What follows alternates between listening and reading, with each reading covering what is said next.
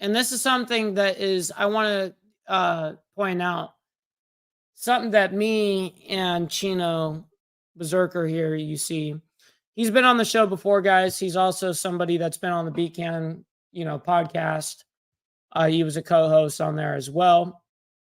And he's someone that I talk to frequently a lot right here.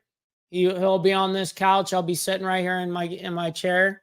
And we'll talk a lot about these deep subjects that a lot of people are unwilling to talk about, and like I was saying about that vulnerability, it's hard to be a brother with somebody unless you actually show that vulnerable side of you, and vice versa. You know what I mean? And I love you too, brother, for sure. You already know that. But yeah, man, I see Todd in here. Much love and respect. I always love the positive messages that Todd J is always. When we stand together, we make changes together, family. You know what I mean? And it's very true. And he also throws in money divided humanity, borders divided the land, and money destroyed the land. I gotta agree with that. Well said. Well said. But yeah, man, these are just some of the things that I wanted to point out, and what it means to be a true brother. It's not, like I said, it's not a boulevard of green lights. It's not all fantastic. It's not going out to the bars.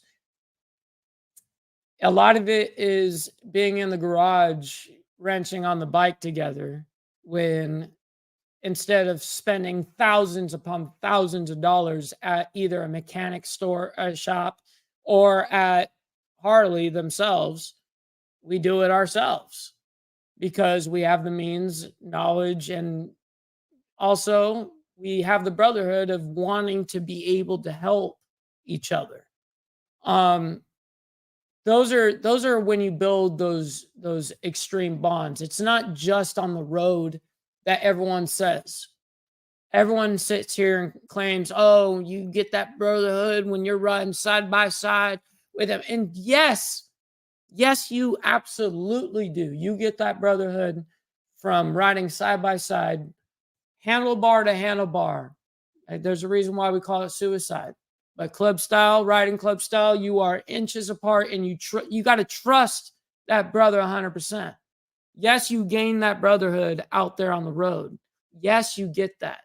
Absolutely. And I'm not going to put that down. But I will tell you, the majority of the time, your brotherhood's going to be spent on the little things. It's going to be spent when you're just hanging out. It's going to be spent when you guys are just having a drink together.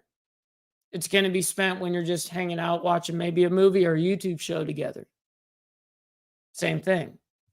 That's to me, that's when I find that true brotherhood. Kino says every new club prospect says they do it for brotherhood without knowing that brotherhood is sacrifice. I'm going to go ahead and point this out live.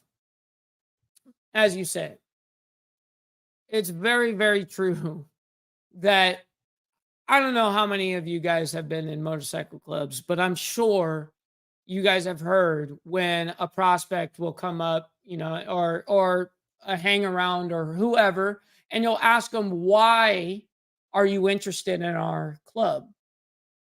And they'll be like, well, I want that brotherhood. I see that brotherhood in you guys. Why is that always the answer? Because you guys don't actually know what brotherhood is. You think brotherhood is going out, partying, drinking, having sex with women, doing all these crazy things, going to the strip joint, all that crazy stuff. That's what it's like embedded in our brains, what brotherhood is. But it's not. Brotherhood is an inconvenience. Brotherhood is hard. It's difficult. So I just wanted to point some of these things out. And I wasn't going to be on here and talk a long ass game or anything, but I wanted to really break down brotherhood, because brotherhood is different. It's a different level. And one thing I want to point out as well within brotherhood and motorcycle clubs is I don't know why the younger cats or or the prospects or newer, newer patches are so comfortable to be so disrespectful to, and I'm not saying everyone's this way, but they feel so okay to be disrespectful to the, direct officer that gives them, let's say a task or whatever. Why would you be so comfortable speaking to your direct officer disrespectfully? But I know damn well that if you were in the military, you would not be talking back to your sergeant or whoever is above you. You would not be talking back to that man. So why is it comfortable for you? And we were supposed to be brothers. Why are you so comfortable being disrespectful? You can have an issue but still be respectful. That's the whole key. You can have an issue with something and want to change something without being disrespectful. But that I would say that it's very few and far between with the amount of people that actually can do that. Because a lot of people run off of emotion rather than logic. And that's what's really hard about brotherhood.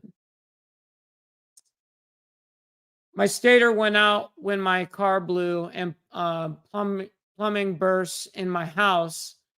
Mike and a mutual friend, Big Drift, got my